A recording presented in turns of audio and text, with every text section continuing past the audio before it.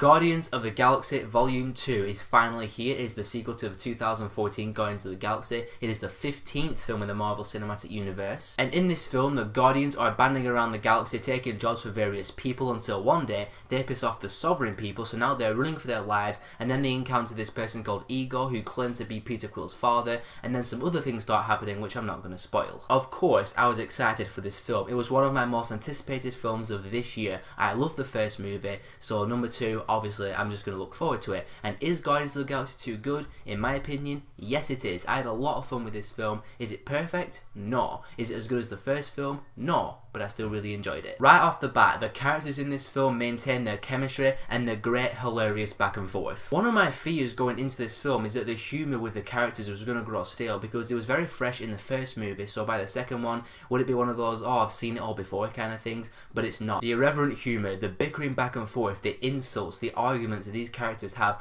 are very entertaining. And I will say though, the film, I didn't really think there was any laugh out loud moment in the film. I wasn't dying laughing or anything like that, but there's still a lot of laughs and a lot of chuckles thanks to the character interplay. And I gotta say, the funniest character in this film for me, Drax the Destroyer. He by far had the best dialogue and just the funniest moments when he's talking with the other characters. He cracked me up in this film. And to my surprise, Baby Groot didn't really have a lot of screen time in this film. I thought because of all the marketing and all the trailers showing Baby Groot doing these really cool things, I thought it was going to be a big focus in the movie and get a lot of screen time, but he really did not. He has a couple of cool moments here and there, but not a lot of Baby Groot in this movie. So the overall chemistry between the characters is still there, it's still intact, it is yet to grow stale. And also, just like the first Guardians film, Guardians of the Galaxy 2 is an exciting, spectacular space adventure. The CGI is fantastic, the planets are really colourful and very vibrant. Guardians of the Galaxy 2, like I said at the start, is not a perfect film. I do have some flaws with it, so I'm going to get into those right now.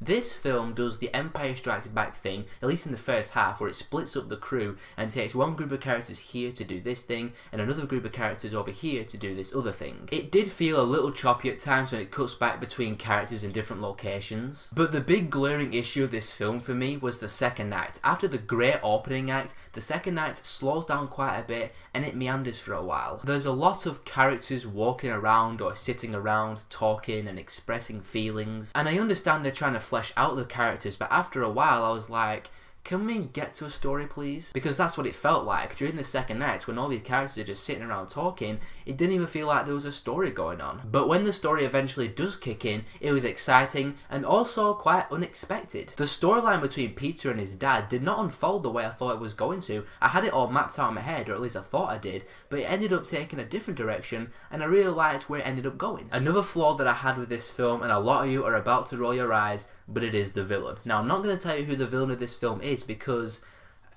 spoilers, you know, if I tell you who the villain is, it will completely ruin the film, so I'm not going to ruin that for you guys. The villain in this film is just not that compelling of a character. Interesting though, I thought it was an interesting character and I liked all the stuff surrounding the character, but in terms of connecting with them, I just couldn't do that. And it felt like that they were doing their evil scheme just because, or at least that's how it played off in the film anyway. Now, another small nitpick, this is not a big thing, but something that's just worth mentioning, the soundtrack.